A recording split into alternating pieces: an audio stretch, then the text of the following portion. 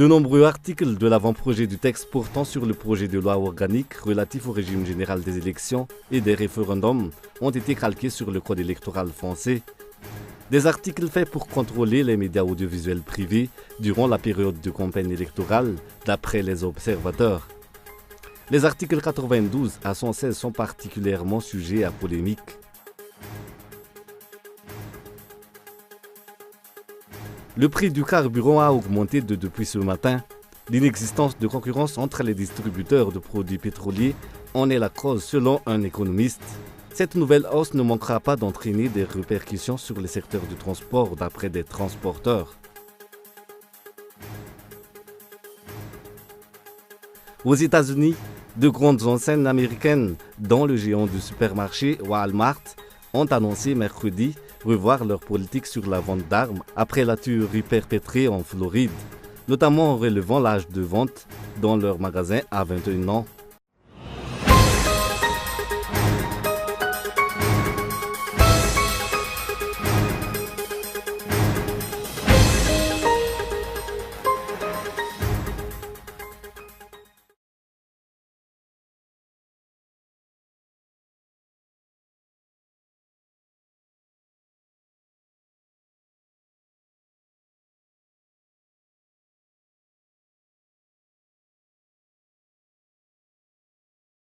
Bonsoir à tous et bienvenue dans ce journal.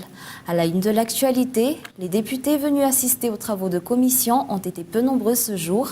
Ces travaux ont débuté comme prévu à 9h ce matin à l'Assemblée nationale.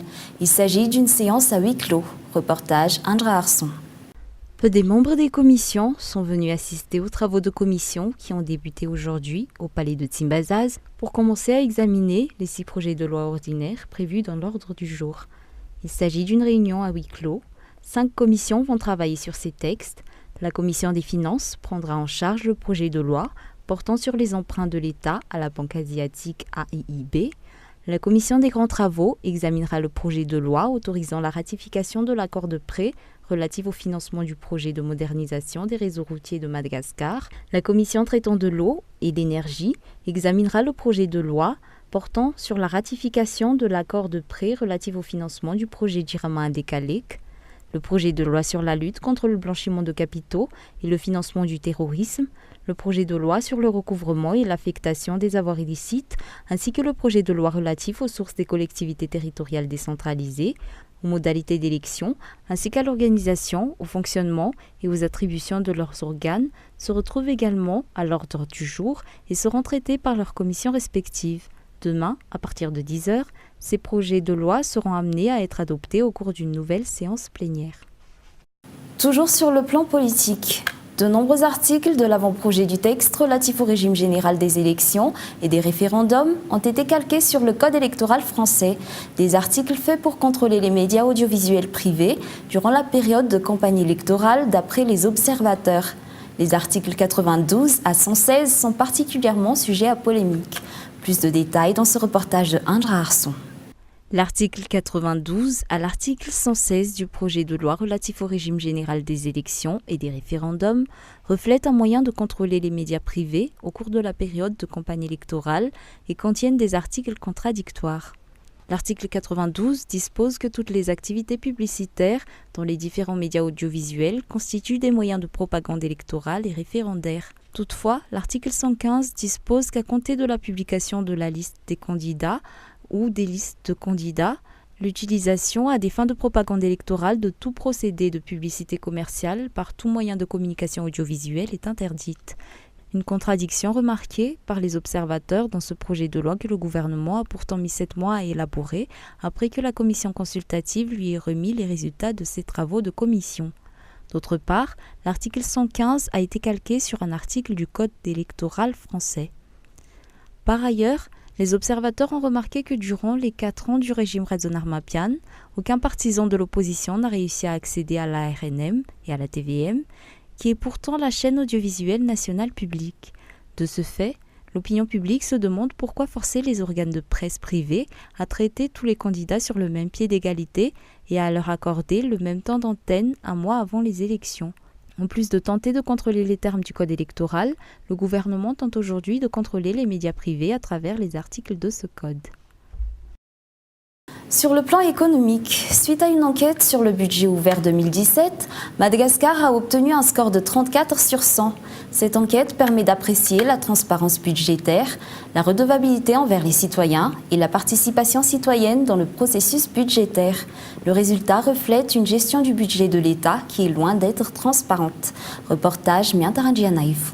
34 sur 100, c'est le score que la Grande Île a obtenu à l'issue de l'enquête sur le budget ouvert 2017 réalisée par l'association MSIS Tatao en collaboration avec International Budget Partnership.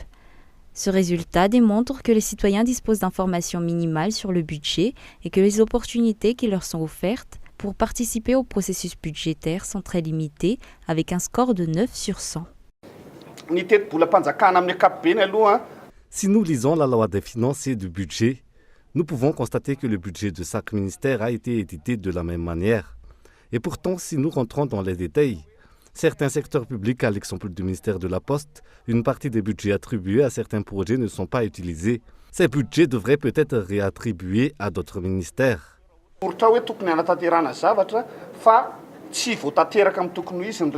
Ces circonstances constituent pourtant un obstacle pour la mise en place de la redevabilité des dirigeants et favorisent également la corruption. L'usage de l'argent provenant des caisses de l'État ne correspond pas à la mention écrite au départ d'après les explications. Ensuite, la relation entre le budget inscrit et l'exécution de la tâche pose également problème. La sortie du budget n'est pas assez détaillée et ne permet pas de déterminer quel service a utilisé tel ou tel budget. Pour quel projet et les résultats qui s'en suivent. Une mention détaillée et un suivi strict de chaque sortie des caisses de l'État sont une solution pour améliorer la gestion des deniers publics à Madagascar. D'autre part, l'ouverture de la participation des citoyens à l'élaboration et au contrôle du budget devrait leur permettre de contribuer à des budgets plus équitables ainsi qu'à une plus grande efficacité des dépenses. Actuellement, sur les 8 documents budgétaires clés, seulement 6 d'entre eux sont mis à la disposition publique. Sur un tout autre sujet, le prix du carburant a augmenté depuis ce matin. L'inexistence de la concurrence entre les distributeurs de produits pétroliers en est la cause selon un économiste. Cette nouvelle hausse ne manquera pas d'entraîner des répercussions sur le secteur du transport, d'après des transporteurs. Yuramanch. Une nouvelle hausse du prix à la pompe a été appliquée aujourd'hui. Une augmentation de 90 ariars a été constatée sur le litre de l'essence et du gasoil. Le prix du litre d'essence est donc passé de 3 840 ariars à 3 930 ariars et celui du gasoil de 3 190 ariars à 3 280 ariars. Quant au prix du litre de pétrole, une augmentation de 30 ariars a été notée, faisant passer son prix de 2370 ariars à 2400 ariars. Les transporteurs se plaignent de cette augmentation de prix et ont déclaré que cette situation aura à coup sûr une répercussion sur le coût des frais de transport. D'après un économiste, l'absence de concurrence dans le secteur de distribution de produits pétroliers est la cause de la hausse commune du prix des carburants auprès de toutes les stations-service. La loi sur la concurrence n'est de ce fait plus respectée.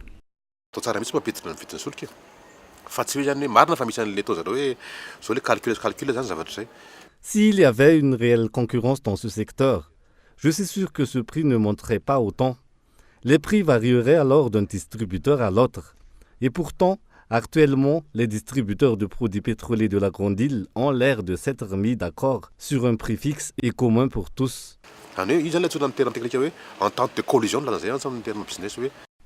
Le prix du carburant à Madagascar dépend fortement du prix du carburant à l'international et pourtant, aucune hausse n'a été encore notée sur le prix à l'international. Sur le plan social, à Madagascar, les cas de vindicte populaire ne sont toujours pas maîtrisés. Ces 2 derniers mois, 12 cas de vindicte populaire ont été dénombrés dans toute l'île, d'après les rapports de la gendarmerie nationale. Ces cas ont pour la plupart été relevés dans des zones suburbaines. Cette situation découle de la recrudescence de l'insécurité au sein de la Grande Île. Dans la nuit du dimanche dernier, 3 hommes ont été tués par des habitants de Befutaka Sud suite à une querelle. Et mardi dernier, un jeune homme de 30 ans a été assassiné pour avoir été retrouvé dans un champ de vanille à Saint-Bave. Passons aux nouvelles à l'international. Aux États-Unis, de grandes enseignes américaines, dont le géant des supermarchés Walmart, ont annoncé mercredi revoir leur politique sur la vente d'armes après la tuerie perpétrée en Floride, notamment en relevant l'âge de vente dans leurs magasins à 21 ans. Suivons ensemble ce reportage de France 24. Elle était déjà la 4e personne à diriger la communication de Donald Trump. 6 mois après son arrivée à cette fonction, Hope Hicks laisse elle aussi le poste vacant. La jeune femme de 29 ans a décidé de démissionner sans expliquer les raisons de son départ. Pour Donald Trump, c'est un nouveau camouflet. Le président américain n'a pas manqué de saluer l'une de ses très proches conseillères.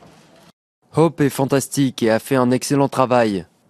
Je suis convaincu que nous travaillerons de nouveau ensemble à l'avenir. Cette démission intervient au lendemain de l'audition de Hope Hicks à huis clos au Congrès. La conseillère de Donald Trump était entendue dans le cadre de l'enquête sur l'ingérence russe dans la campagne du président américain. Elle avait alors avoué avoir fait certains petits mensonges pour Trump, mais jamais à propos de l'affaire russe. Mercredi, la porte-parole de la Maison-Blanche l'a assuré, sa démission n'a rien à voir avec son audition. Hope Hicks était arrivé très tôt dans l'entourage du chef de l'État dès les débuts de sa campagne et sans la moindre expérience politique alors. Cette ancienne mannequin, qui a également travaillé pour l'une des marques d'Ivanka Trump, se faisait très discrète dans les médias, mais en coulisses, elle s'avérait très influente. Selon la Maison-Blanche, son départ devrait se faire dans les prochaines semaines. Toujours aux États-Unis, Hope Hicks, ancien mannequin et proche d'Ivanka Trump, est la 4e personne à quitter le poste de directeur de communication de Donald Trump. Elle avait été auditionnée la veille par le Congrès dans le cadre de l'affaire russe. Reportage France 24. Du matériel de pêche, des canoës, des vêtements et plus aucune arme semi-automatique dans les rayons de Dick's Sporting Goods. Pas de chargeur de grande capacité non plus, le PDG de l'enseigne s'est expliqué sur les plateaux télé. Quand nous avons vu ce qui s'est passé à Parkland, nous avons été troublés et attristés. Nous nous sommes dit qu'il fallait faire quelque chose. Alors nous avons décidé de ne plus vendre de fusils d'assaut dans aucun de nos magasins. Vous pensez un jour revenir sur cette décision ? Jamais. Et même si la législation l'autorise, l'entreprise annonce qu'elle refusera désormais de vendre des armes aux moins de 21 ans. Même décision du côté des supermarchés Walmart, l'un des plus importants vendeurs d'armes aux États-Unis. L'enseigne avait déjà cessé la vente de fusils d'assaut en 2015. D'autres entreprises ont-elles décidé de stopper leur collaboration avec la NRA, le puissant lobby des armes à feu. Parmi elles, des banques, des compagnies aériennes, des loueurs de voitures ou encore des assurances. Au total, une dizaine de compagnies ont mis fin à toutes leurs réductions ou avantages destinés aux 5 millions d'adhérents de la NRA. Quant aux sociétés qui maintiennent leurs liens avec le lobby, elles sont visées par des campagnes de boycott sans précédent sur les réseaux sociaux. Avant de nous quitter, revenons brièvement sur les grands points de ce journal. De nombreux articles de l'avant-projet du texte relatif au régime général des élections et des référendums ont été calqués sur le code électoral français. Les articles 92 à 116 sont particulièrement sujets à polémique. Sur le plan économique, le prix du carburant a augmenté depuis ce matin. L'inexistence de concurrence entre les distributeurs de produits pétroliers en est la cause selon un économiste. Cette nouvelle hausse ne manquera pas d'entraîner des répercussions sur le secteur du transport, d'après des transporteurs. Et sur le plan international, aux États-Unis, de grandes enseignes américaines, dont les géants de supermarchés Walmart, ont annoncé mercredi revoir leur politique sur la vente d'armes après la tuerie perpétrée en Floride, notamment en relevant l'âge de vente dans leurs magasins à 21 ans. Et c'est la fin de ce journal. Nous vous remercions d'avoir choisi Cool TV pour vous informer. Bonne soirée à tous et excellente suite de programmes en compagnie de notre chaîne.